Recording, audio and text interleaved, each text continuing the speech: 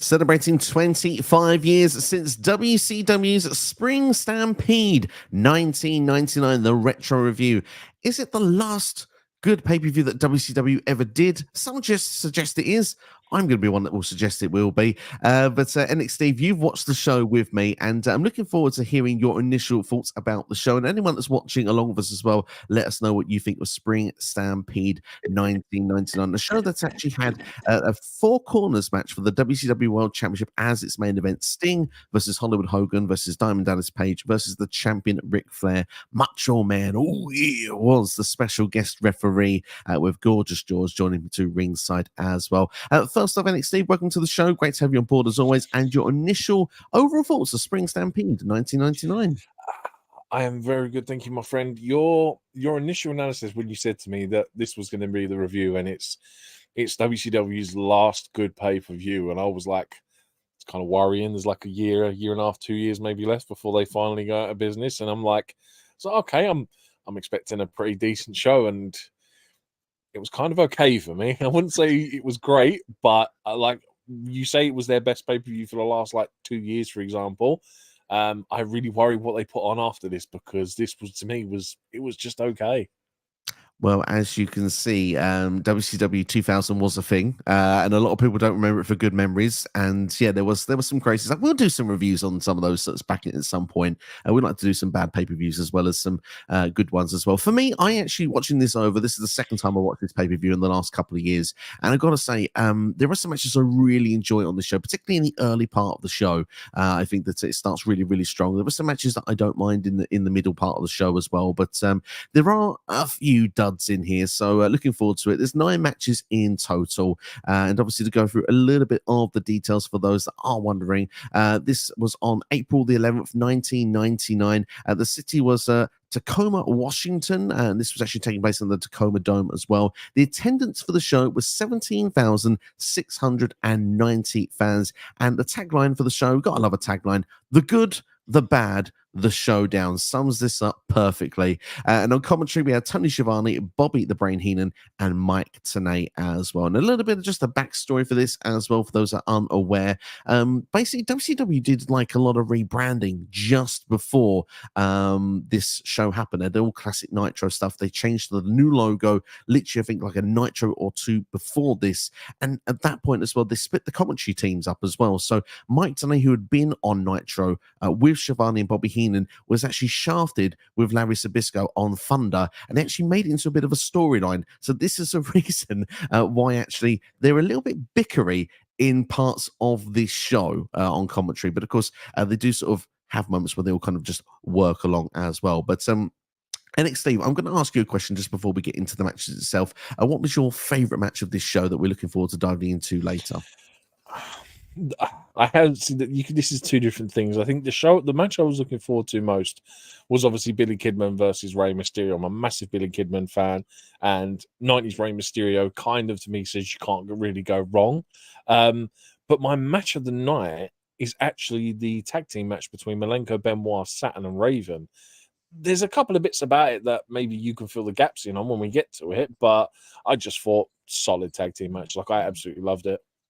Yeah, I actually thought that would be one of your favorite matches, because I know you're a big tag team wrestling guy, and obviously I know you're a big cruiserweight guy as well. I really enjoyed the Hoover 2 Blitzkrieg opener, but I think my favorite match on the show, maybe not be the best rated once we actually go into the details, but I really enjoyed the hardcore match with Hack and Bam Bam Bigelow. I just think it's just wacky fun throughout the show, and yeah, like I say, it's not the best match on the show, but it's my favorite match on the show just because of the fact that it's kind of got that, like, we're trying to do ECW. We've got two of the guys that were, big names for ECW. So Hack is the Sandman. Bam Bam Bigelow, had some great matches in history with ECW, with the likes of Taz in the past as well, being a part of the Triple Threat. So I do quite enjoy that one. But yeah, we look forward to diving into it anyway. But let's get into the show, and we can go through match by match then. And obviously, I said one of the matches I quite liked was the opener. Hogan Guerrero versus Blitzkrieg in a number one contenders match for the WCW Cruiserweight Championship. So the winner basically would take on the winner of Rey Mysterio and Billy Kidman, which would be taking place then on the following Nitro. So that's pretty much what the stakes were for this match going in. Going through a bit of the detail of the match is a very fast-paced one, as you'd imagine, of being the Cruiserweights. Lots of reversals earlier on. Blitzkrieg, though, having a few issues with his mask. He kept sort of mucking around with it a lot of the time. Felt like it was going to be coming off. But Hoovy lands some high-flying offense with a springboard drop kick from the ring apron and then lands a suicide dive over the top rope to the floor. So that's actually, Hina makes reference that Hoovy doesn't even touch the ropes diving over. It seems to be quite a common thing you see now, but not so much that you would see back then. What were your thoughts with the opening parts of this match? I thought it was a really good opening, man. Like, if you were going to start a pay-per-view off, this is a great way to go. My issue with this one is that their high spots seemed to be quite botched. Like, there was like maybe 2, maybe 3 of them throughout the course of this match that don't go off as well as what they could have. And that was, I think, my biggest problem with this match.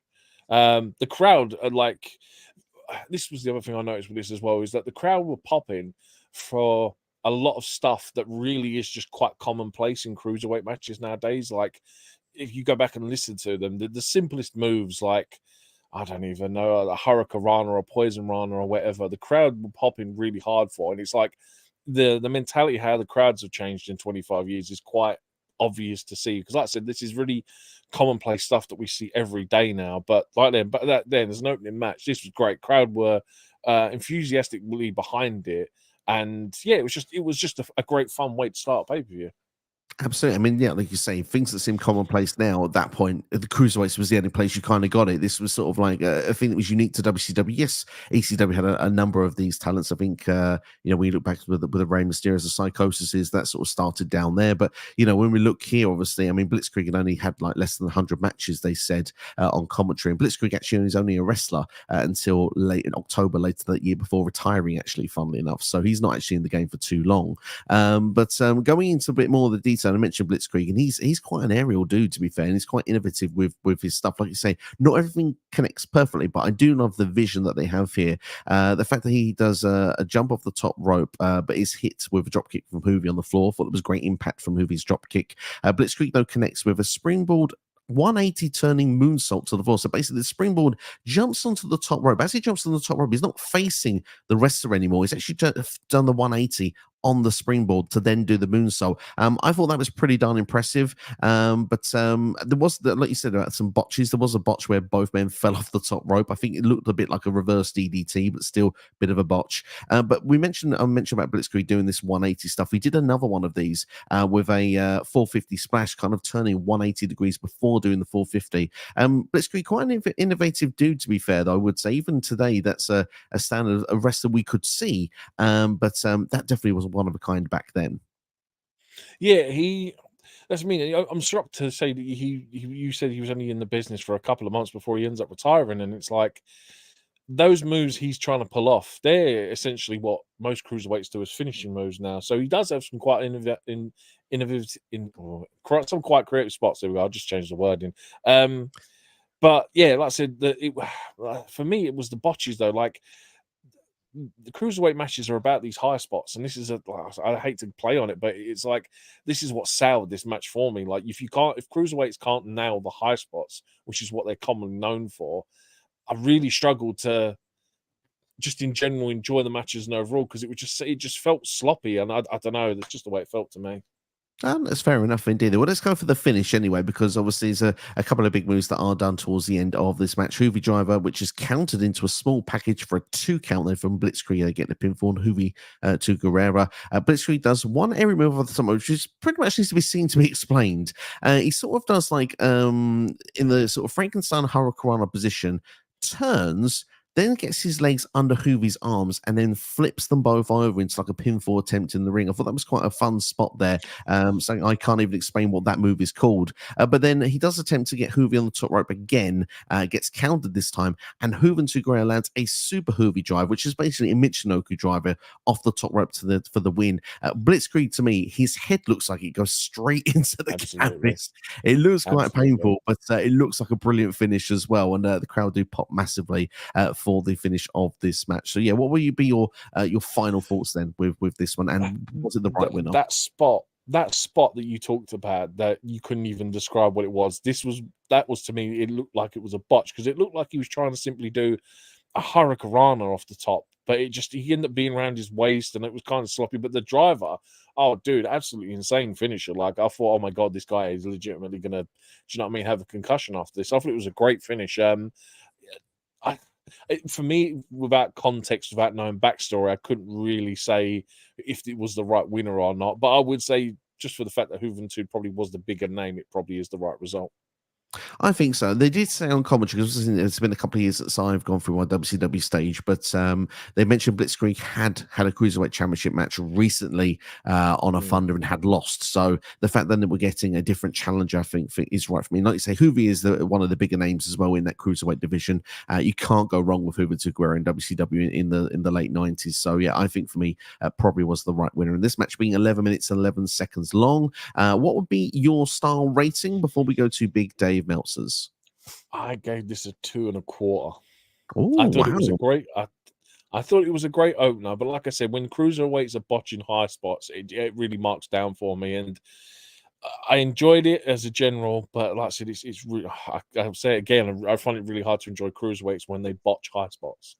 See, for me, I haven't only really noticed the one spot that felt botched, and that was the when they're both on the top rope and it looks like a reverse DDT and they just sort of both fall off. That was the one I proper noticed, but the others I didn't quite notice as well. But what I would say is overall, it was probably a case of me thinking they were botches and they weren't, but they almost, I don't know, they were botches. They probably just looked sloppy. Then is probably a kinder word than saying they were botches. that's fair. I think that's a fair way. For me, I'm going to go for 3.5 star. I think that if you know, but probably like a 7 out of 10. I'm quite happy with it for the time period. And when you judge some of the other matches on this show, like I will be honest, there is a couple of real big duds on this show, and you know, the execution with some of the stuff on this is quite innovative, it's quite fun, and I had a good time watching it. I think that plays into the part as well. If you're having a good time watching pro wrestling, then yeah, maybe I'm a bit kinder on the grade there. But do you know what it is as well? Go on. I was going to say, I think recency bias as well is like, I'm comparing it to obviously modern day. I've based this, I can tell you now, I've probably based this more compared to stuff that happens today, which is probably why I've gone so low with my rating. I think that's also fair. I mean, like, the thing is, we are 25 years later, and obviously you're going to judge it from what you've seen. Obviously, for the time period, I don't think there's a lot there like it, and I think that's what makes that stand out. And I've just seen Dave Meltzer's rating for it, and I think that could be a key reason of why he's gone for 4.25 star as an opener for this match here. So, wow, yeah, okay, fair enough. You know, and it's a hot opener. It is a hot opener. I feel it's a good match. I didn't know if it would probably be that high. That's almost talking about Ray Psychosis kind of high from Bash on the Beach 96, which we need to cover one day on here. But you know, it's just it's a good time. Is it a great time? I think that will have to be to the people that are watching.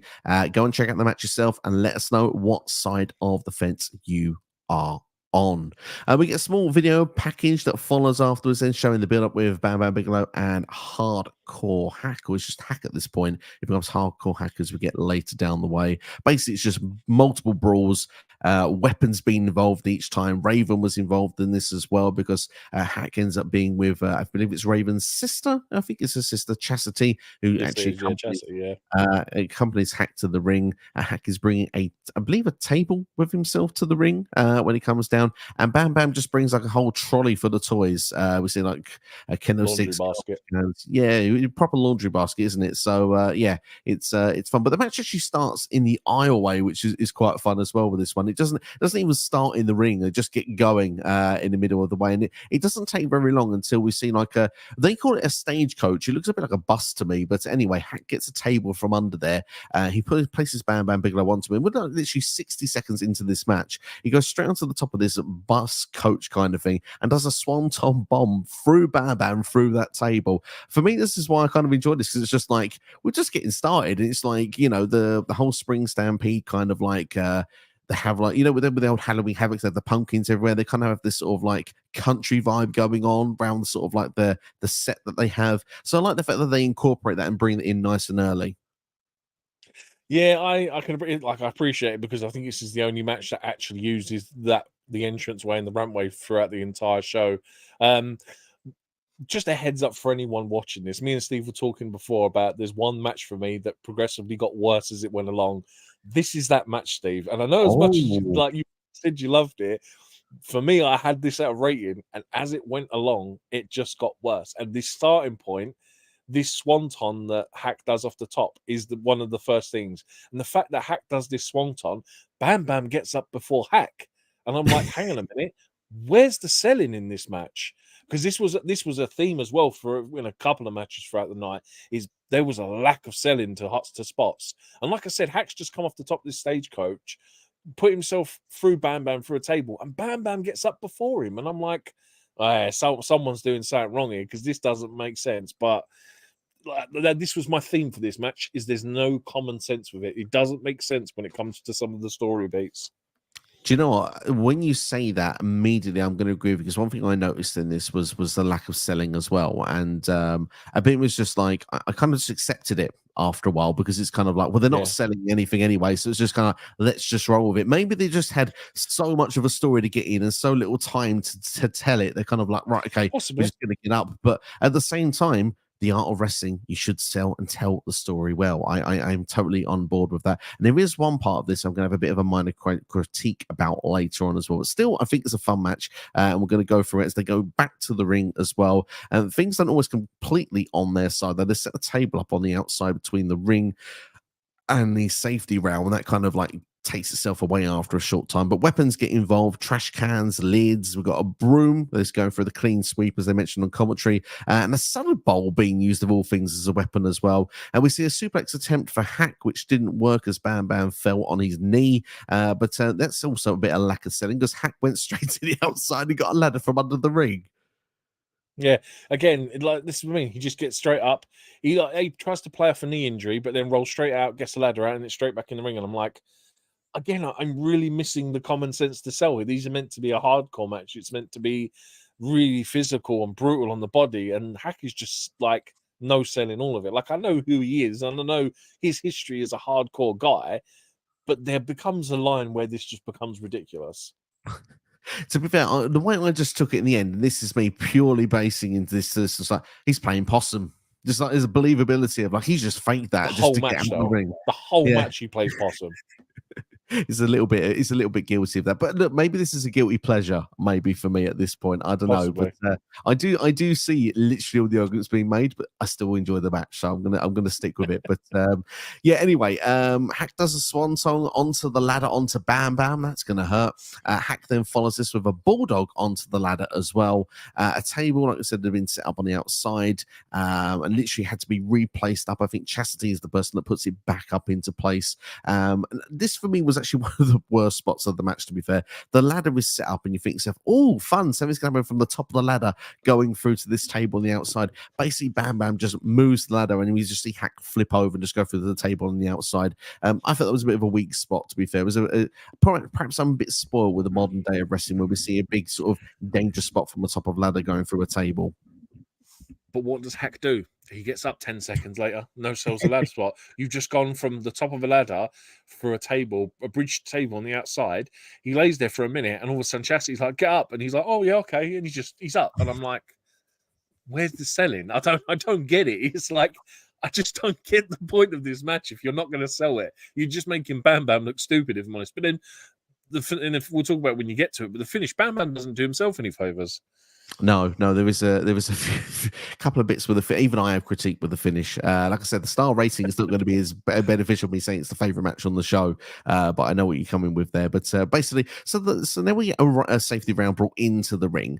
That is placed on one corner. We have the ladder placed on the other side of the corner, and Hack then, bless him, is actually hip tossed into a ladder in the corner. But of course, he's straight back up. Don't worry about it. The round was moved into the middle of the ring, placed on the middle rope. Bam Bam is the one that is probably selling more in this match. He spends a lot of time down, but he does get up for this move. A leg drop attempt from the top rope is missed by Hack, who lands pretty much splits onto this guardrail, which looks quite painful, to be fair. Bam Bam then goes to use the rail himself, and this is when Chastity gets involved in the match herself. Looks like she's going to use a fire extinguisher, but it isn't working. My feeling is here, and this is me now giving an opinion based on this rather than actually what we see in execution beforehand, is that I have a feeling that they may actually they've had to rework this a little bit, because I think she's meant to use the fire extinguisher. It didn't work. So Bam Bam basically takes it off of her. Actually, then instead of having it put in his eyes, he sprays it in her eyes, so she's taken out of the ring. And then Hack gets up, no selling again, uses the kendo stick to send Bam Bam down. Obviously, then we see a Russian leg sweep onto the rail as well. But then these guys then put on to the top rope. Obviously, Bam Bam not doing so much selling himself, trying to escape by going up the top rope. Hack meets him up there. A table is set up in the middle of the ring, and basically, what would we call this here? I mean, the finisher is called a greetings from Asbury Park. It's basically like a sit-down tombstone, like with the legs open. It's not what Owen Hart did to Steve Austin at SummerSlam '97, pretty much like that sort of vibe. But Hack also lands a fire extinguisher under the table, which commentary makes reference to as well. And we get the 1, the 2, and the 3. But yeah, all in all, it's wacky, it's wild. I'm not going to lie to you. I think it's a lot of fun. It is a lot of fun, but like it again. Let's go back to the whole bit with Chastity and the fire extinguisher. I initially thought that was a botch, but then I thought, no, maybe that is meant to be the spot where it doesn't go off. And then Bam Bam, he doesn't put it in her eyes; he sticks it up her skirt and sets it off. And I was like, and commentary made a cheap pun about it, and I was like, okay, 90s WCW, it's fine, I can accept that. We then get a Russian leg sweep with a kendo stick from Hack onto Bam Bam onto a guardrail. Fine, got no problem with that. Bam Bam gets up again and then starts climbing the turnbuckle. What logic? You've just taken a Russian leg sweep. Why are you climbing the turnbuckle? Doesn't make sense. No common sense in this match whatsoever. And then, like I said, we get to the finish. I don't know what this was supposed to be, but Hack misses the table. Bam Bam goes through the table. Hack lands on the fire extinguisher, and Bam Bam pins him. And I'm like, this is just an absolute S show, man. Do you know what I mean? I was like, this. I can't believe, like, Steve's banged on about this being the best pay-per-view, and I'm like, this is absolute toilet. I can't believe I'm watching this. Like, it was stupid, crazy fun for a hardcore match, but it just, like I said, the lack of selling alone was just a big deal for me. And the man, like I said, Bam Bam gets up before Hack. Hack goes for a table, and he gets up 10 seconds later. And I'm like, dude, I know you're pressed for time, but come on. They felt like they were pressed for time a little bit. I'm going to get the actual timestamp for you actually now. This match, 11 minutes and 33 seconds. I think this story could have been told in 20, to be fair, if they'd actually been given probably a bit more time here, the time to breathe and sell the spots. But all in all, this one is action-packed. I have seen Dave Meltzer's rating. I'm not too far off of his rating, to be fair. What are yours and Dave's? You want mine and Dave's before we give yours? Yeah. Okay. I was going to give a 3.25 because despite the fact that, look, they'd be terrible in a shop or a market trying to sell you stuff. If they're selling, you're probably not buying because they don't sell for very long, or literally they must be commission based because they don't work by the hour. Put it that way. I'm going to go for 3.25. I've seen Davis gone for 3.5 for this match here. I am wondering because, like you said, it started on a higher note, but it progressively got worse. How low did we go? I originally had this down as a 2.25 match, and it dropped, and then it dropped again, and it got a 1 3/4 from me. I thought this was horrific. Like, it just said, the no selling from me.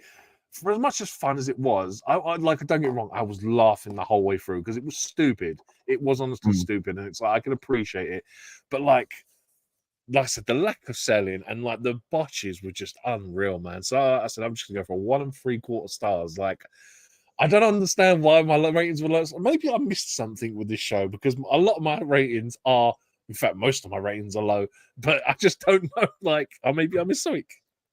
Who knows? It can be any reason here. But the thing is, I don't know. It's wacky, it's wild, it's fun. But all in all, I reckon people again. It's one of those ones. If you're talking about when you're doing a retro show, and looking back and saying what matches should you go out and watch, I think this one there's enough to talk about to make sure you should go out your way to watch this match. I think the first 2 matches on this show are definitely worth a watch. But look, I asked the question, how low can you go? This is going to be a case of limbo as we move on to the next match. It's Mikey Whipwreck versus Scotty Riggs. And to be honest, I'm going to be early in this one. So this is a dud. Literally, this match is so bad that fans are chanting boring halfway through it, and they don't have very long to tell their story. There's a few notes I can make of it, but just a very few notes. Mikey Whipwreck jumps over the top rope and lands a hurricanrana on the floor. Not a bad spot. Riggs, though, gets control because he gets into the ring first. Mikey gets onto the apron, and basically Riggs runs into Whipwreck, who's onto the apron, and hits the rails on the floor. He's showing confidence and arrogance, Riggs, and posing at every opportunity, which gets a bit nauseating after a point. I know it's meant to be the point. He's a heel, but still, it's a bit too much, and it's just long dragged out for the short match they have. Mikey gets back into the match, though, with a dropkick from the second rope, but Riggs manages to win the match with, well, what can only be described as a super finishing move that more wrestlers should use these days. I'm being sarcastic. A flying forearm. Yes. What a load of toilet. Yeah, I see. This is the funny thing with this one. Like, the 2 guys get in the ring, and I instantly go, right, I can tell who the former ECW wrestler is straight away, because Scotty Riggs looks like a WCW wrestler, although he's a knockoff Rick Rude / Val Venus, because at the same time Venus was doing the same sort of shtick in WWE.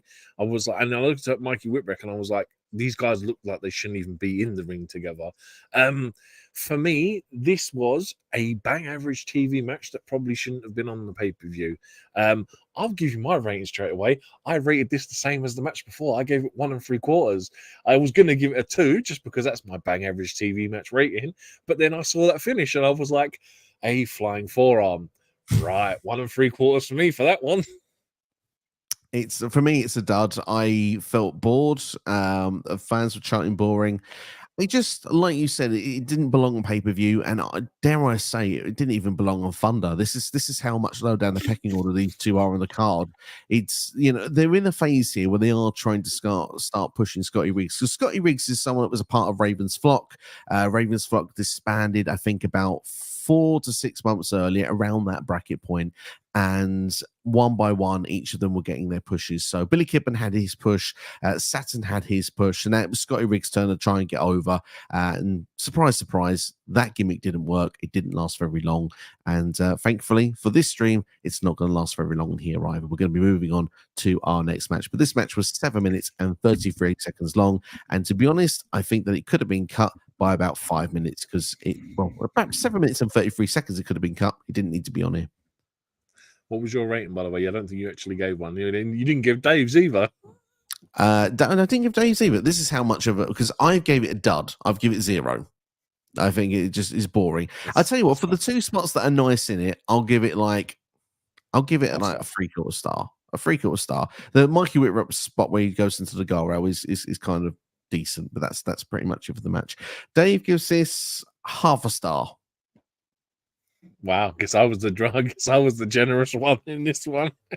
You were fairly generous in this one, but hey, how generous will you be when it comes to the next match? We need to talk about something. What is the state of NWO Wolfpack at this point? Because why is Disco Inferno in the Wolfpack? He comes out and they're like, oh yeah, Inferno's in the Wolfpack, and I'm like, when? And then, I understand as we got later on towards Nash, and then Luger's in it, and then Hogan's in it, and I'm like, oh, this is when Wolfpack got toilet and just got completely trashed. Like, they basically turned into NWO Hollywood, black and white NWO, just started getting everyone in and becoming a dud faction. Because, yeah, I was like, why of all people is Disco Inferno in the Wolfpack? Yeah, so basically, just for a bit of rewind's sake, so NWO in 1998, it's when they split and it became Hollywood, the black and white, and we had the Wolfpack of the red and black. And then we got to when, and it's actually kind of funny you mention this because it'll be key for later on in the stream. Kevin Nash defeated Goldberg, the only person to do so at Starrcade 98. Now, the reason he did that was because Scott Hall used the taser gun, and that's why Goldberg lost the match.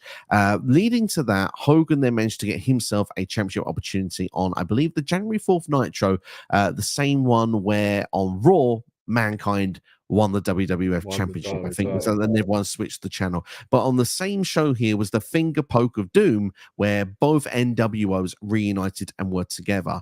Now, linking that to Disco Inferno, so basically Scott Hall, in the month of, I think it was like January, February time, had Louis Piccoli, who'd come from ECW. And he was the guy that was kind of his sidekick, if you will, through a lot of the skits. So Scott Hall, instead of he had a rival, he put Spicoli in the match with them, and Spicoli would probably lose. Maybe occasionally Scott would help, so he'd get the win, and we'd move on. But sadly, Louis Spicoli's passed away in the around probably about a month or so before this show. So Spicoli was no longer with us. So basically, Disco Inferno basically filled that role. Afterwards, he was then bringing along with Scott Hall on occasion, but for a very long time, despite the fact that was saying he was a part of the NWO, Disco was not a part of the NWO. He had to work his way to try and get in to the NWO. I can't remember if he actually officially makes it, but he's wearing the Wolfpack t-shirt the whole time that he's trying to associate with that group. It is eventually, if he gets in, he's eventually kicked out before it becomes the real dangers of NWO, because the ones that are left with the Hollywood, the black and white, they end up like the B Squad, and they are literally just on Thunder. And after NWO completely disbands, they're the ones that are still trying to keep it going. The Stevie Rays, the Scotty Nortons of this world. So, anyway, that's a history of NWO. It's a long-winded story, but that explains why Disco was repping the colors of the Wolfpack at that point. But he wasn't just repping the Wolfpack; he was actually dissing as well Conan's song that he'd released around this period. That's on the video package of what's going on. Comments do make reference as well that Disco Inferno had been actually dressed up as the brand new Luchador La Cucaracha as well around this time period. We don't see that actually as the video package on this show. However, he was revealed apparently on WCW Saturday Night, which still was a thing in 1999, which I must admit was not watching. But going into the detail of the match, and I've got to say, too many rest holds. Literally, Disco, come on, where any other moves in this match? He uses a chin lock like 4 times in this match for the short time that they have. But Disco misses an elbow drop from the second rope. He's also guilty of showboating every opportunity when he does actually go and get on top of the match. But Conan hits his cradle DDT, which is basically called the 187, but it gets a 2 count at the time. So that's Conan's finishing move. Disco floats around Conan and note a spinning neck breaker. That's given a 2 count as well. And Disco goes for his finisher, which is the last dance, which is actually a stone cold stunner, but it's countered by Conan. And Conan then actually uses the last dance himself. So beats Disco Inferno with his own finishing move. What are your thoughts of Conan versus Disco Inferno? I didn't see a match because both guys were wearing camo, so I didn't actually see these two guys wrestle because it was all like I just saw a referee running around for about 6 or 7 minutes. But I just thought this was a bang average TV match. I like Conan at this point because for his size, like he's a bit of a jack dude, but he kind of moves like a cruiserweight in some aspects. And I know during his time in WCW, he still is a really good mouthpiece, and he used to obviously have quite a big crowd following because of that time period. But yeah, for me, that's probably the highlight of the fact that Conan is athletically impressive in this match. Otherwise, for me, it's just a bang average TV match. I gave this a 2-star.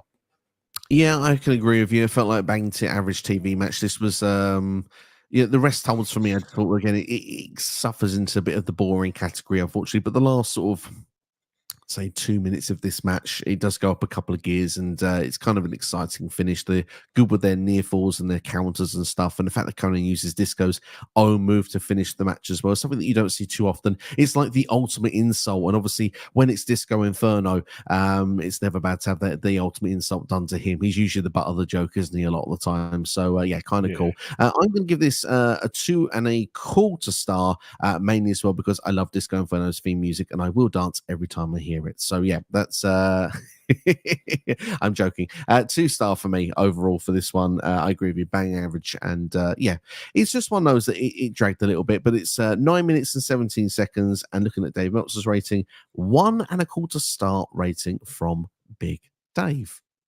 Don't know why I call him Big Dave, but fair enough. it's fair enough indeed. I don't think we'll argue with that. There's just one thing before we talk about this match as well. Who are the Yes. tag team champions at this point? Because there is a promo package afterwards before the tag match where they turn around and say Kidman and Mysterio are the tag team champions. So I'm a bit confused here because so are they both tag team champions having a cruiserweight title match? Well, you've helped me actually. You've teed me up to exactly what I was going to explain. Is yes, Gotcha. these two are the tag team champions, yet they are opponents for the cruiserweight championship because Rey Mysterio is a double champion at this point in WCW. Right. So, gotcha. Basically, going through let's go through a bit of the video package of the following match because they're linking together anyway, so we can do that into one. So basically, Benoit and Malenko were. I believe were the tag team. I'm not forgetting it myself now. They were the tag team champions, and then Raven. They used the titles to take out Benoit and Malenko. They think they've won the titles. The referee reverses the decision. Then at a later date, don't know when, but this is what I got from the package. Mysterio and Kidman then have a tag team title match in which Malenko, Saturn and Raven end up costing Malenko and Benoit the tag team titles, which is how these guys end up with it, and that basically starts up this whole match. So yeah, pretty much to sum it up, because you've said that perfectly, and thank you. You've got the detail ahead of me there. So originally, Benoit and Malenko versus Raven and Saturn was the tag team title match set for this show. It would already set there was the tag team, but they cost Benoit and Malenko the tag team titles, so they never got the opportunity anymore for the tag team titles. This was more personal than titles. So basically, the tag team titles are involved in this match, which doesn't make as much sense when you think about it. Yeah, it's what it is. But still, it's WCW in the late. They only just brought these tag team titles back because they literally had suffocated them with the NWO for about 2 years, and no one really cared about tag team wrestling. So this was them trying to make an effort with it, and the first thing they do, they put both people against each other. So yeah, it's a cruiserweight title match here, and this is a 15-minute match as well here between Rey Mysterio and Billy Kidman. Obviously, nice bit of chain wrestling to kick things off with these two, showing their aerial ability as well. We see kind of a bit of a tack for tack as well. We see head scissors sending Rey to the floor. Kidman does a dive over the ropes. Rey then reverses. Well, he basically hits the rail on the floor. Billy Kidman then goes to the fans and does a guillotine leg drop over that rail to Rey Mysterio as well. Rey then sends Billy Kidman to the floor, I believe also with head scissors. That's why I say with the mirrors here. Rey does a moonsault from the apron. Billy Kidman catches him, which is really cool, impressive looking spot, and then goes to send Rey into the guardrail, but Rey counters it, so it doesn't end up actually looking as effective as it could have been for Kidman in the end. Billy Kidman then does a running shooting star press from the apron to the floor. Thought it was a fun looking spot, but hitting his finisher early in the match. Rey then hits a bulldog off the second rope to Billy Kidman as well. I believe that was a 2-count attempt at the time. It was a great spot as well. Rey then hits a springboard onto the apron and then goes 90 degrees over the top rope to hit Kidman on the floor. So basically, to explain that, Kidman's on the floor in the aisleway, and usually you would run over that top rope to get to the person. The next rope on a 90-degree angle, that's where Rey actually jumped up to then jump over the top rope in the right direction to hit Billy Kidman. It was really a cool, impressive spot on the way it was done at the time. And there was a sunset flip power bomb from Billy Kidman as well that got a 2-count at that time. Rey counters a move off the top rope as well to land to a bulldog as well, a 2-count, and it actually beat Billy Kidman for the title before. Apparently that's who Rey had beaten for this championship. Billy Kidman though went to the top rope to go for a shooting star press, but actually Rey knocks Billy Kidman, so he is then landing onto the buckle. Rey hits his Frankensteiner from the top for the win. That's sort of it in a lot of detail there, the actual probably bright spots of this match. Obviously this is a 15-minute encounter, as I mentioned here. But the one thing I would say about it, I think this is a good solid match. I'm not going to knock it because I do like this match, but I feel like the crowd is a bit dead in it. Yeah, absolutely. The crowd, I was the same. The crowd were not very invested in it. But then the other thing I felt with this, and this is why I don't rate it as highly as what I probably should have, aside from maybe one or two spots, and aside from the last 3 or 4 minutes where we're getting towards the finish, this match doesn't do a lot to separate itself from the opening match. And that was my feeling, was like we kind of get a lot of the same spots. Yeah, okay, we get Kidman doing his shooting star press from the apron to the outside, and we get 1 or 2 other bits. So it was a lot more cleaner, and there wasn't, well, not from what I can remember, there weren't that many botches or sloppy moves done. But like I said, for the first 10 minutes of this match, I just felt it didn't do anything to separate from it. It just felt very mat-based. And for 2 cruiserweights to be doing a mat-based wrestling match, really strange to see. The finish itself is great. There is a point where Ray no-sells essentially a modified pedigree, because Kidman does, like, he gets him in a pedigree, but he does a sit-down pedigree, and then Ray gets up again as Kidman gets to the top rope, and I'm like, again, this is that point throughout the show where people are not selling moves, like, okay, sure. But like I said, when it gets to the last couple of minutes, the finish, it gets really inventive. And like I said, we get this. I was gutted that we didn't get to see a shooting star press. I've got in my notes, big capital letters, no shooting star press, WTF. Like, just one of the things that if I want to watch a Billy Kidman match, I want to see a shooting star press. And the fact they can get to see one, apart from the one off the apron, I was just felt robbed. But yeah, to me, it didn't do a lot to separate itself from the opening match on the card. I can understand that. And I kind of agree with that to a point as well. It almost felt like this, like you said, is a carbon copy, but the crowd was more hyped for the open. And because we'd seen it there, it was like, well, we've already had this match in a way. And it's a shame because actually Cruiserweight wrestling is amazing. And I do like the variety that's on this show. Even like I said, the last couple of matches before this, I'm not a big fan of. But Cruiserweight wrestling was always the most crisp and always the most... you knew you were getting the best matches with the Cruiserweight division at this time period, usually on a WCW show. So the fact that the crowd were a bit quiet for it is a bit disappointing. Rey Mysterio is actually on quite a push at this point. He's maskless as well for people that are watching this and going, what does Rey look like without his mask? This is a show to go and watch. Billy Kidman actually went to go and do that shooting star press, like we said there, towards the finish there. And the crowd were getting loud. They were like, whoa, it's coming, it's coming. Probably felt robbed as well, just like yourself, that didn't get that moment. Yeah, absolutely. Why is Ray in camo gear as well? Was this a thing like with Conan? Like these two have decided to go out in matching camo gear or something? It was just a thing again. Otherwise, it looks like Billy Kidman's just wrestling himself for 15 minutes. But yeah, it is what it is, man. Like for a match rating, I gave this a 2.5. I felt like I said, for me, it didn't do a lot to separate itself, and like I said, no, the crowd aren't as hyped. It's kind of like that's the way I felt. It was just the same thing we'd had like an hour ago. I gave it a 3. I felt like similar to you. I felt like that there is spots in this that felt similar to what we'd seen before. And I don't know, maybe this match, because it's a bit longer. Maybe it was a bit too long. I don't know. It's weird because the crowd wasn't so invested. It was easy to zone out in a couple of parts of this match, and I found myself doing that. And I think that's why I'm perhaps a bit more critical of this, because like you, I think this match probably should have been like a 4-star match. When you look at it on paper, it's kind of like, yes, sign me up. But it doesn't deliver quite to the hype here. 15 minutes and 32 seconds is the time, and Dave's rating is also a 3-star for this one as well. Interesting to see indeed. Yeah, I can't argue with Dave's rating. I mean, what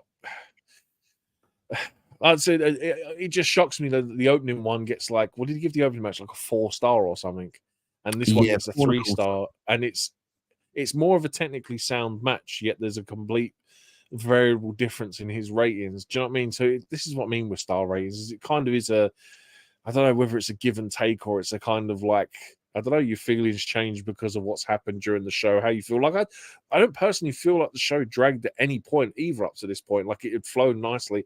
That was a great thing about WCW. Like the entrances would happen, and then like within 20 seconds they're in the ring, next guy's out, match starts. And it was kind of like it flowed nicely up until the end of the next match, I felt. And yeah, I don't know, it's weird the way that he's rated these two like drastically different. Yeah, I can see your point with that on that. I mean, obviously, I've gone a bit lower for this one, but I haven't gone so much lower. I think I rated 3.5 for the opener. So I mean, it's not a drastic drop, but his is quite a drop, and it would be interesting to know why. But I'm sure if we were to send a tweet on X, maybe we may or may not. Maybe he doesn't remember it. Who knows? He'd have to go through some of his old notes. That's one thing for sure. But we've given the details on what this next match would be. So we're just going to go straight into the action if you will, Chris Benoit and Dean Malenko of the Four Horsemen, with Arn Anderson in their corner against Raven and Saturn. Horsemen seemingly the heels in this scenario.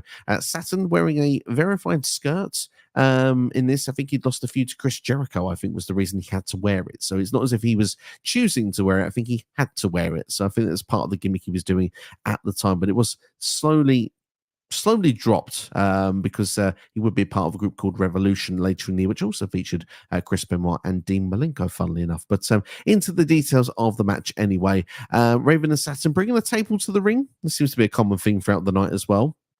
Fun. What I would say is there's a lot of fun, innovative tag team spots in this for two teams that are relatively, I wouldn't say new together, because Raven and Saturn were together but didn't do tag team matches in WCW.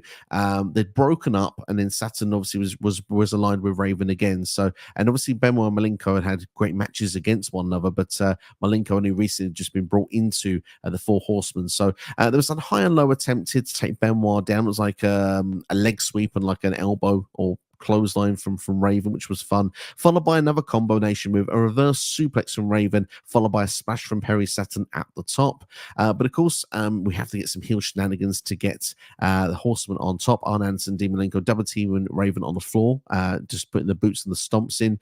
We see a Doomsday with a splash off the top from Raven and Saturn later in this match, which I thought was a fun looking spot.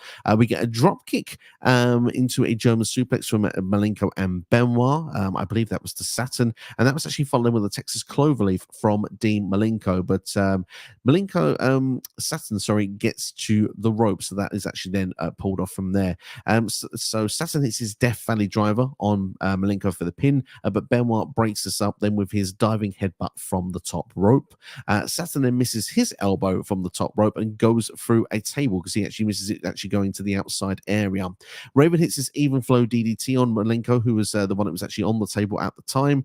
So we see Arn Anderson come into the ring with a steel chair. Very weird finish of this match, but one thing we should keep in note, the referee is Charles Robinson. Little Nature at the time. We mentioned the Four Horsemen. Is he on this? Is he not? I'm not so sure. But either way, Arn Anderson comes in because Raven is out of it along with Malenko, and Arn just places a chair on Raven's head. Robinson gets Arn Anderson into the corner, but doesn't get him out of the ring. While this is going on, Benoit jumps off the top rope with a flying headbutt and goes straight onto the chair and onto Raven as well. Eventually, Malenko rolls over. Charles Robinson turns around, and we get the 1, 2, 3. What were your thoughts then with this tag team match? As you said earlier on, this is your favorite match on the show. Yeah, I mean, without context, and obviously, if you like, for me, going back and watching this without any, like, the video package really doesn't help this match, because at one point I'm watching this and I'm like, who are the heels supposed to be? Because obviously, from the video package, it was kind of like I was getting the impression that Saturn and Raven were the heels because they're the ones that initially tried to use the tag titles as weapons to win them. And then obviously the match starts and we get the initial interference from Arn Anderson, and I was kind of like, I think they're supposed to be the heels. Couldn't tell you. So that was, again, this isn't to knock the match, but it's kind of like with that context, I was just a bit confused to start with. This is the first match I personally felt that the crowd were really invested in as well. Like, the crowd seemed to get really hyped up for this. They seem to be really into it. Like you said, it's great, solid tag team wrestling. Saturn using the Death Valley driver, dude, I forgot how good that move is, and the fact that Saturn is using it as his finisher is just great. There is a point where Malenko has Saturn in a sleeper hold. Raven gets in and kicks him in the head, and Malenko just sits there and no-sells it. Again, this was my theme again.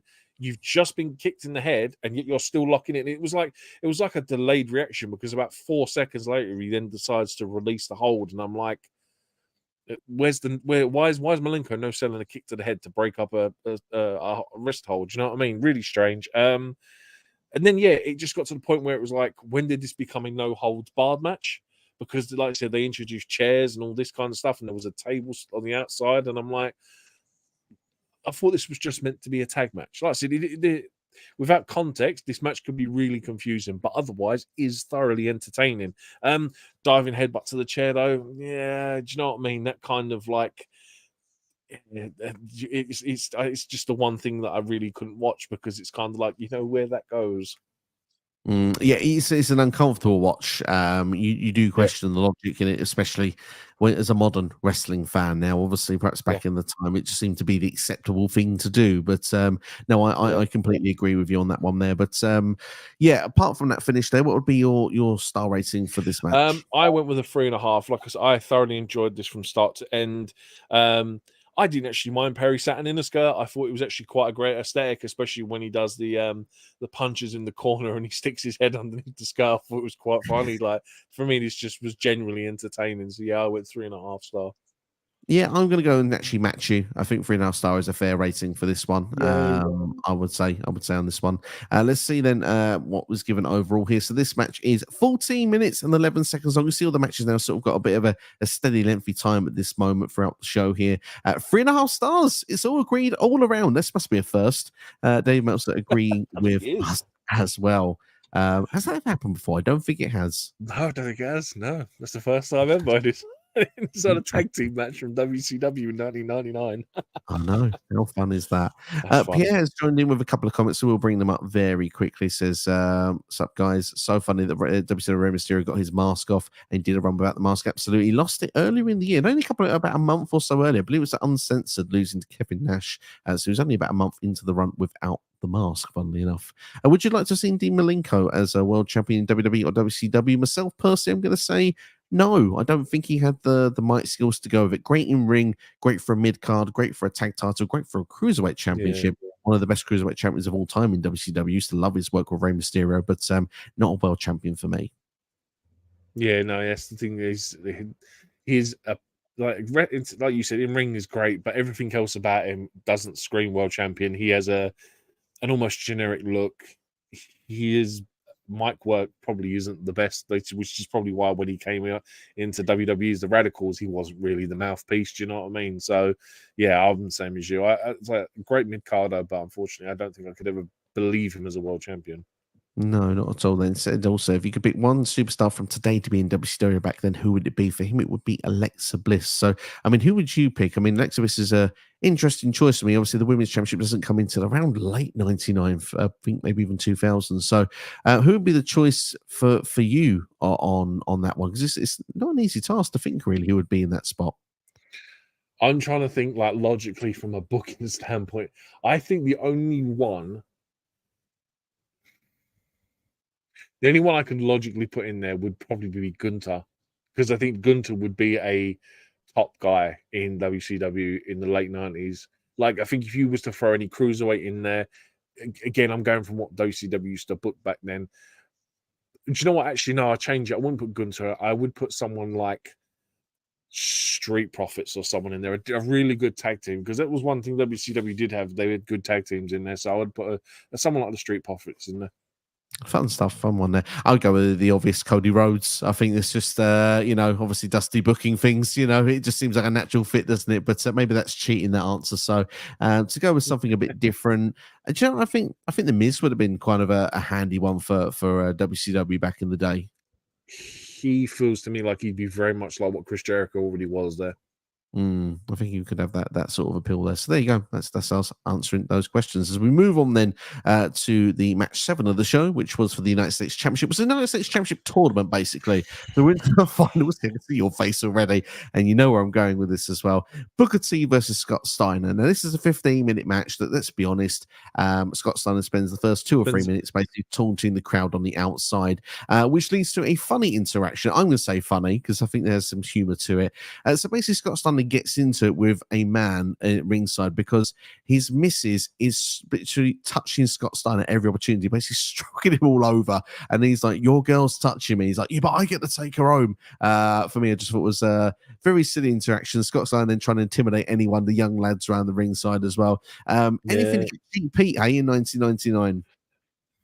Oh, dude, honestly, I was like, this went on for about 5 minutes, and I'm like, geez, just get on with it, Steiner, man. Like, we know what you're trying to do, but there's a point of selling it, and then there's the point of killing it, and you have reached that point now. Like, just hurry up and get in the ring. Like, this for me was where the show starts to drag. Up until that end of that tag team match, breezed for it. These last 3 matches, well, I was just like, oh my god, they just hurry up and end this show already, man. It just dragged. I'm going to be honest with you. These next two matches, I do agree with that comment. I think I enjoyed the main event more than maybe I perhaps did. some do. I enjoyed the main event, but Yeah. spoiler alert for those that are for watching it. But yeah, all in all, this match here with Booker T and Scott Steiner. So after Scott Steiner spends like a decade on the floor trying to upset people, it doesn't take too long till he's actually thrown into the rails on the floor at the fans he'd actually insulted by Booker T, which was quite fun. Booker T goes for his 10 punches in the corner, but that is countered, and he's basically dropped onto the top rope. So, yeah, no baby Bookers for the time being. Booker then is then thrown into the rail on the outside, but then Scott Steiner picks up a steel chair and whacks Booker T twice. DQ anyone? I'm not sure, but maybe that actually plays into the narrative of the match because basically Scott Steiner cheats at every opportunity, but the reason he gets away with it, he intimidates the referee. So the referee is too afraid to disqualify Scott Steiner. So that becomes a running theme throughout the rest of this match. Steiner lands a belly to belly then and goes for a pin attempt, but of course it's a kick out. Steiner hits a low blow. No DQ. He's intimidating that referee, so it doesn't happen. Booker, though, counters a slam, slides down the back, and then lands a DDT. Booker then goes for a clothesline, but Steiner pulls the referee in the way. Remember, intimidation factor. No ref, but Booker T hits the axe kick, hits a flapjack, and then hits a shuffled side kick. No referee to make that pinfall count, and so Booker does it himself, sees that he can get the free count. As Booker gets the ref up, Steiner hits him down again. Booker then hits a sidewalk slam, goes to go off the top rope, but then Steiner goes to the ropes, knocks Booker T down. Impressively, I will say, for a man of his size, he's able to land a Frankensteiner from the top rope, although he's lucky not to hit his head on the actual canvas on the way down. But it's a 2 count then with a lifeless referee. We then get Booker then going for a suplex, but Scott then he has an legal object and he hits Booker with it. And then we see Steiner actually get the referee back in the ring, who's on the floor being attended to by other referees. And of course, in true NWO fashion, a screwy legal object is the cause for a win and a brand new United States champion in one Scott Steiner. Your thoughts then of Booker T versus Scott Steiner for the US Heavyweight Championship? If you ever want to know the definition of a bang average 1990s wrestling match, this is it. Because I was watching this and I was like, oh my God, I feel like I've seen this match 400 times because it's the same thing. Heel is on top, ref bump, face gets momentum, unable to get the pinfall victory. Heel turns around and wins it. And I was like, it felt like I'd seen it so many times. Like I was like, this is every week in mid-90s wrestling. It's just same thing. Heel has a run, does all this dirty tactics, face gets momentum, still can't get the win. Like even with when Booker pins him and like he's trying to imitate the count and he doesn't get it. And I'm like, this is the same thing I see every single week. And then Steiner using a roll of quarters from his underwear to punch him. Like that was a great innovative spot. Just the fact that he's done it to him while he's mid suplex, I thought was great. But it's like I said, it's a bang average 90s match. It's the definition of pro wrestling in the 90s for me. It's not even a definition of a 90s match, it's a definition of an NWO match in the 90s where NWO wins. Like this was WCW's MO each and every time. It's like you give the babyface something enough to think they're going to win. Boom, here's that illegal object, something to make it cheat. Another member from NWO, that member gets the victory. It always seemed to be the way, and the repercussions never seem to come for such a long time. So yeah, like I say, it's a match that if you've seen it once in WCW, you've probably seen it 100 times before. So yeah, it's not something new and fresh, sadly. But still, what does it lead to for a star rating for you? I put it as 2.25, just because I don't even know why I put it as 2.25. Really, like. I think the innovative finish, the finish was what I think made me bump up a little bit, just because it was something that I don't see nowadays, and it was kind of nice to see something different. So yeah, I went with 2.25. I will go for 2.5. I thought, like I said, I think the Frankenstein is quite impressive, to be fair. They have better matches in their run, especially in there's something that you can say positive about 2000 over 99. Booker T and Scott Steiner do have better matches in a year later when they're both in the main event scene. But all in all, it's a bit plain Jane. It's a bit humorous at the start with the intimidation factor from Scott Steiner, but it goes on for far too long through this match, so it does get pretty boring as well. So yeah, I'll go 2.5. But yeah, middle of the road, I would agree with you when it comes to this one.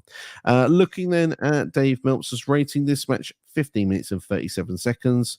2.5-star rating. Okay, we're actually matching a bit to on this show, me and Dave, which is quite interesting. Not often that happens, really, but hey, it does indeed. We mentioned then about the history of Bill Goldberg and Kevin Nash, which we'll be going into Sorry, a couple of. Could we just mention one thing as well before that I completely forgot that WCW used to, for some reason, do .com interviews randomly through the pay-per-view, and they used to cut to them, and I was like, oh my god, that's such a random thing that they used to do, because you'd have these two random, whoever they were, just like almost doing a podcast live during a pay-per-view with Rey Mysterio. I was like, what is this about? This is such a 90s TV thing, man. Absolutely. For those that have the World Wide Web, we're in for a treat. And obviously, they mentioned the hotline on this one, but WCW Hotline was always a hot topic, wasn't it? Every time they had the opportunity to get on TV. God. Yeah. At one point, that just actually, the fact that it was always ring this premium rate number to hear the latest news about your favorite superstars. Jog on, man. I heard it about 15 million times at one point in the year 2020, so I kind of like knew it at one point, but thankfully life has taken over and it's escaped me now. PS says that's the thing with WCW, there's never DQs in the matches, not really a lot of the time there when it comes to it. Only when they want to protect someone at the end of the day, it's usually when it's there, but it wasn't done in this match for sure. And also Pierre goes on to say, do you think Scott Steiner is better with Rick as the Steiner brothers, or was he better as a Big Papa Pump? The reason I'm asking this is because the Steiner brothers are one of the best tag teams in professional wrestling. It's a very good, valid question, that one, actually. What do you prefer, Scott Steiner as Big Papa Pump, or do you prefer the Steiner brothers as a tag team?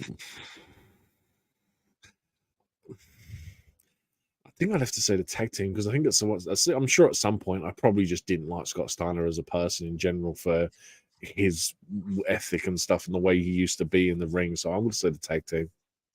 For me, it's the tag team purely because of the fact I prefer Scott Steiner as the wrestler as a tag team. I think that he was better before he got. He's super jacked now, but it's like it's to the point that it was like it felt like he couldn't move after a certain point. When he got to his WWE run, it was like he just slowly was his MO of pace. So I mean, back in the days when he was part of the Steiner brothers, it was a bit different. But as a main event talent, the one that got over was Big Papa Pump, because on the mic he knew how to get people to react, and he was controversial.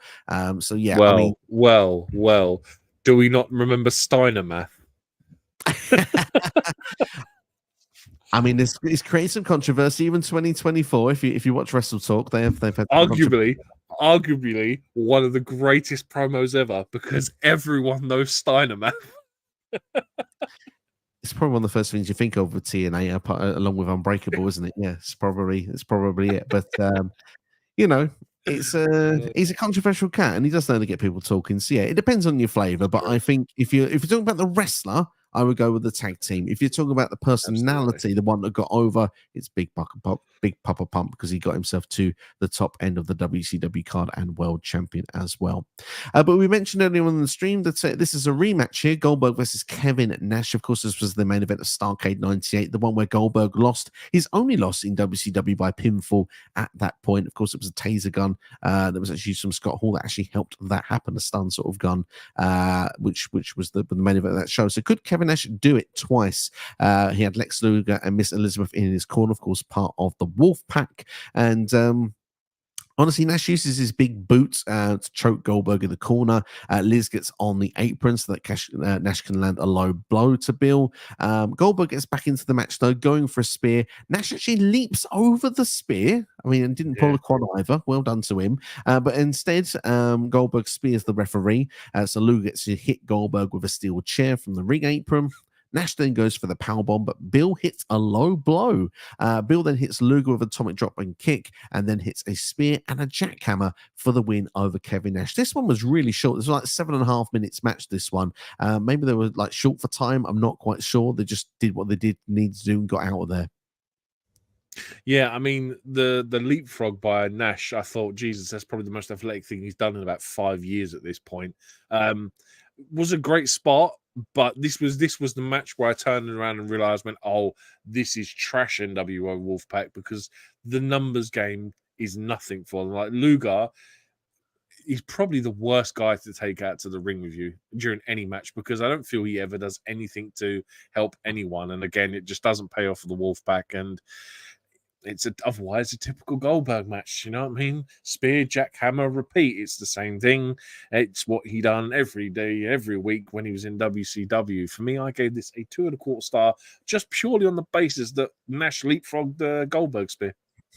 I think that's actually a fair rating, you know. I don't really want. The thing is, sometimes we give the same rating. I don't want to be like a copycat. You know what I mean? So I might just go slightly lower than 2, because, like you say, this one, it does have a few sloppy moments in it for me. We mentioned sloppy has been a theme of this show in places as well. So I'm going to go for a 2. The leapfrog there gets it up to the 2, so it may have been higher than what it was. But this was a short match. It was so quick that it was over with quite rapidly to get over to the main match. But that might not have been a bad thing, to be fair, with this one. Like I say, I'm not the most biggest Lex Luger fan, if I'm being brutally honest, when it comes to things either. Never have been. I don't know what it is. Just your quick opinions on Goldberg's streak and how it ended. How do you personally feel on it? Because I thought it was a great way for him to lose it. I wouldn't have minded them doing this. Or do you remember the Bret Hart metal chest plate thing when he spears him, knocks him out? Yeah, that was either awesome. of those two moments, I think, would have been great as an edge for Goldberg to lose a wrestling match. I didn't mind this. I know some people today still bang on about it, but it's kind of like, well, would you rather have had Goldberg just genuinely lose a match, or would you rather them done something dastardly to make him lose, and it still keeps him strong? I think my problem is that it's who defeated Goldberg. Kevin Nash didn't need it. That was my feeling. It was almost like, I know Nash at this point hadn't really been a world champion in WCW, so I think this is probably the thing of like, well, he was good enough to be, but now we're going to make him one. But for me, I always feel like 2 months earlier, Goldberg had the Halloween Havoc main event against DDP. And DDP was like a crowd favorite. And I think he would have been someone that could have been propelled to that next level if he'd been the one that beat Goldberg. So I think DDP was the right person to do it, in my opinion. But like you say, I love the spot with Bret Hart with the spear into like chest plate, chest plate. Yeah, I think that would have been an awesome spot, an awesome thing to do to have ended the streak. I just thought that the way they did Starrcade 98 was a bit cheap, but at the same time, it does protect everyone involved. Yeah, I agree. Well, we'll quickly pop into the comments. PS says here that Goldberg is one of the guys that you would have loved to see destroying people. That's why he was so over with the crowd. Absolutely. He was over with the crowd, and obviously that streak was a big reason and a big deal of why he was as well. PS says, I think the streak ended the streak by cheating victory by helping by someone with a taser is not a real first defeat for me. At the end of the streak is when you have a first real clean defeat. Well, there you go. And to be honest, off the top of my head, I can't think where that would have been, to be fair, if I'm being honest, looking back into WCW's history. But maybe a Google search could find the people of who actually beat Goldberg at the time. But we will move on straight into the main event, though, of this show, which is a 4 corners match. Of course, we had a special guest referee with the Macho Man, Randy Savage. Oh, yeah. Along with his new ringside valet as well on his return, which, of course, was Gorgeous George. So Savage only returned 6 days before the show on Nitro. If I'm not mistaken, I think Sting only returned about 6 days before the show as well. Ric Flair and Hogan were the main event of Uncensored the month before. Ric Flair was the babyface, Hogan was the heel, and there seems to be slow transitions in this because Ric Flair's kind of losing his mind, being put in mental hospitals at this point. So yeah, Ric Flair's going towards the heel side and kind of getting the authority of WCW. He's kind of letting that go to his head. Hogan is starting to be liked by people again. And obviously you have Diamond Dallas Page in this, who, like I said, has been the people's champion for a long period, although that may be about to change in this match. So that's pretty much all the things you need to know going into it. But pretty much to sum it up, to start this match up, it's bedlam with everyone competing in the ring at the same time or competing at the same time. It's like two mini matches going on. We've got Flair versus Hogan and Sting versus DDP. So two would be in the ring, two would be on the outside fighting in the aisles around by the rails, and the other people will be doing their thing in the ring. Flair attempts to chop on Hogan, and Hogan no-sells and hulks up. Like I said, Hogan's starting to be liked by people. So she managed to do the hulking up spot, what felt like the first time in a long time in WCW. Hits his big boot and hits the leg drop as well. Whilst the pin is being done, Sting and DDP were in the ring. Sting had applied his Scorpion Deathlock. Sting had to relinquish that to break the count to stop Hogan from winning. DDP then actually breaks up the figure four from Flair on Hogan. So Hogan actually had quite a bit of work done on his leg at this point. But DDP decides then to not go after the heels if you want. Like I said, two mini matches, the two more favored people probably if you want in a way. It changes in a way here because DDP goes for a figure four on Hogan and with his leg wrapped around the ring post. In the end, Sting, which is another babyface in this match, we've got three babyfaces in this match, but Sting breaks it up. But Hogan is hurt to the point that he can no longer continue in the match. He has referees come down to protect him. Obviously, this is classic Hogan. I'm not going to be around here if I'm losing this match, and this is the way to get me out of here. Eric Bischoff shows himself on camera for the first time in a long time as well, when Hogan's being carried to the back. But what were your thoughts with this spot? Because this is actually made into a big deal with a DDP and Hogan thing after this show as well. This was... The biggest joke about this spot for me was the fact that the match stops.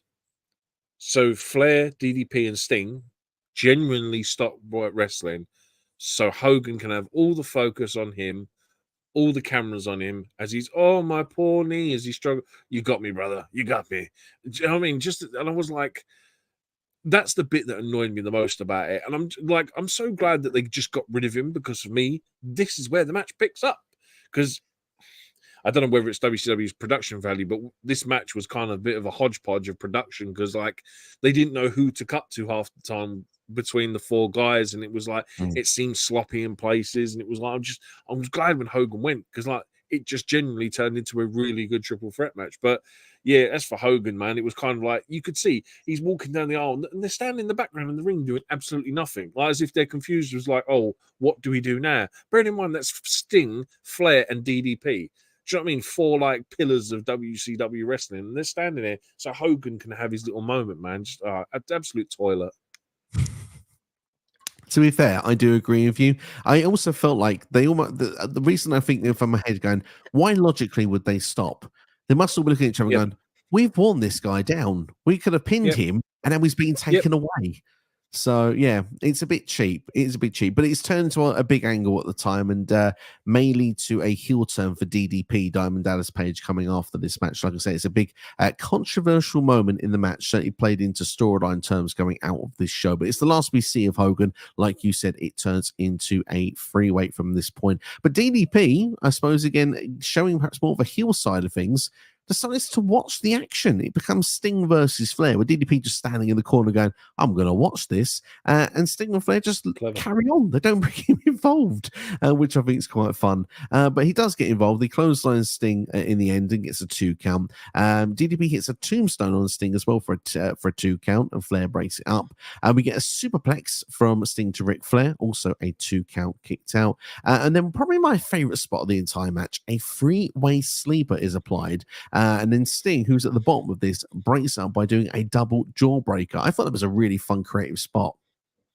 A proper indie wrestling moment. Like I've seen, there's a video been going around recently of like 4 guys and a referee all just stunnering each other in a circle, and I was like, I might have just went purely to indie wrestling, man. It was like a great spot, and I just thought it was a great little thing, like something that you like, especially because obviously, what was it, WCW or WWF back in the day, it was a spot that you never saw, and I just thought it was great. Yeah, I agree. I think it's fun, it's creative, it's out there. I like your reference to indie wrestling as well, but I also just like how this match has been clever with turning DDP to the heel side, because obviously to this point DDP waits for his shot, gets involved. Flair obviously is the heel sort of with this in the match as well. So now Sting, when he comes back into it, is now like seen as the one true babyface left in the match. So when he comes back with like the sort of, you know, babyface comeback, it feels like then it's the expense of both DDP and Flair, which is pretty cool. We see a Stinger splash on Flair, and then we see the Deathlock then put on, but it's broken up by Page. Then the slam is countered into a Scorpion Death drop to Diamond Dallas Page, but Flair pulls Sting off for the pinfall. We then see a figure four applied to Sting from Ric Flair. And this is when we land into the finish of the match because, well, Sting gets to the ropes, which I think for most fatal four ways in modern wrestling, that means nothing. But in this match, it seemed to mean something. Savage, remember, is a special guest referee, should be breaking the hold up. And he does actually take Sting off of the bottom rope. So it looks like that he's not doing anyone any favors. Instead, he then pulls the figure four way into the middle of the ring. So Ric Flair then feels he can continue applying the hold. Instead, though, of Savage actually calling the ring bell or trying to do a screw job then to give Ric Flair the win, he actually goes to the top rope instead and hits the elbow to Flair. Now, Flair, of course, is the commissioner, GM, person calling the shots. He would be the one that made Savage the special guest referee for this match. So in theory, Savage has basically screwed Ric Flair and screwed him out of the championship. Now, of course, Sting gets up, but then he gets a few shots to the leg from Diamond Dallas Page. Obviously, Sting at this point, his leg is out, so he's pretty much taken out of the match. And then a couple of seconds later, Ric Flair, pretty much trying to be the dirtiest player in the game, trying to go for a couple of eye pokes, is actually countered into the Diamond Cutter, and we get the 1, 2, and 3. And your brand new WCW World Champion, and for the first time ever at this point, was Diamond Dallas Page, as the show would go off air. For me, I actually think that there's some bad storytelling in this match. We've already covered that, but I think there's some good storytelling in this match as well. I think the transition of the People's Champion DDP to becoming a bad guy in one match with that turn, solidifying Hogan's face turn as well for a storyline I want to do further down the line. But just the whole thing with DDP, the fact as well with how the finish is done to get him to be the champion as well, I think is quite well played out. They've built some storylines for going into Slamboree, just the basis of this four-way alone. So all in all, I'm quite satisfied with this main event. Yeah, I thought, like I said, it's a match of two halves, and it was kind of like once Hogan was gone, the real match could start. On card, for me, you look at it, DDP's in this match to take the pinfall. I knew the matches beforehand, but I didn't look at the results, and I kind of like tried to avoid them at all costs, and I did. And like with this match going in, I was like, "Oh, Sting's probably going to win here." And then obviously for DDP to walk out, as you said, he gets that heel turn, he becomes champion. Just a great unexpected thing, and it was like, I'm glad I didn't look at the results because I'm more pleasantly surprised with how this match finished. And yeah, like, dude, I mean, props to Macho Man for keeping them glasses on the whole time as well, because, you know, refereed the whole match with a pair of sunglasses on. So, hey, no wonder why he couldn't see none of the dastardly deeds going on. He couldn't see anything. But yeah, I'm pleasantly surprised. I said it was a great way to end the show.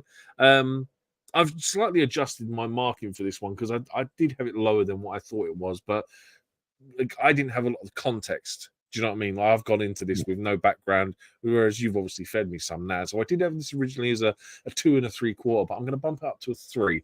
I think I unfortunately have to take Hogan into a factor in this match, and the fact that he comes out as Wolfpack Hogan and he gets that bloody walkout. I can't do it, man. So I've gone with a 3. I think a 3 is a fair rating. I debated between 3, 3.25, but I think 3 is the right rating because this is a good match. I wouldn't class it as a great match. There's good different flavors of storytelling. Some people will not like the screwy finish, but I think because of the fact I'm acceptance it's of WCW in this time period, there's always screwy finishes. Nothing ever really is fully clean in WCW, especially in the main event scene. In the early matches, people get beat. People have clean matches. They have good matches. They have the standard matches you expect of today. When it comes to the main event, it's pretty much how can we protect the person that is not winning the match, because everyone has got egos, everyone's got creative control, and it's pretty much just trying to make sure that everyone is leaving happy enough with how the thing finishes. So the fact they managed to accomplish this, put some storylines in, there was probably a bit of a bad fall in this. Sorry? there was some no selling in this as well. Again, which again it was just a theme throughout the show, and it was like that's the other reason why I didn't rate it. I did, like I said, I originally gave it 2 3/4. I only bumped it up by a quarter, but it's the same thing throughout this whole show. Just no selling throughout for me, and it's like it's the whole point of the business. And it's like I know, especially nowadays, a lot of these like class like these old school wrestlers, all they bang on about is you're not selling enough, you're not selling enough. And it's like, dude, look at what you guys were doing in the 90s. You're not selling enough in the 90s, and yet you bang on about the guys today not doing enough. Yeah, it's true. It's a true fact. It is a true fact. But all in all, there's just one little bit of story beat just before I close it off here. But there was a bit of question marks if Savage and DDP were actually involved with each other on this as well. But they end up not really being involved at all. DDP actually ends up with his New Jersey faction with Canyon and Bam Bam Bigelow going forward. I think DDP is champion for a short period of time, not a long period of time, sadly.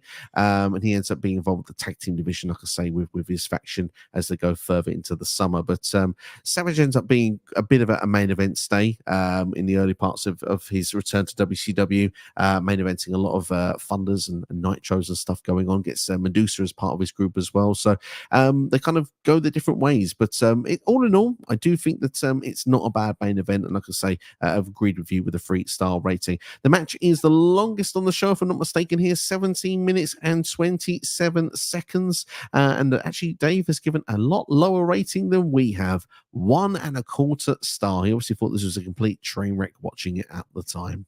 He obviously took Hogan into context a bit too much and wasn't as fair to the other guys in the match once he'd kind of left.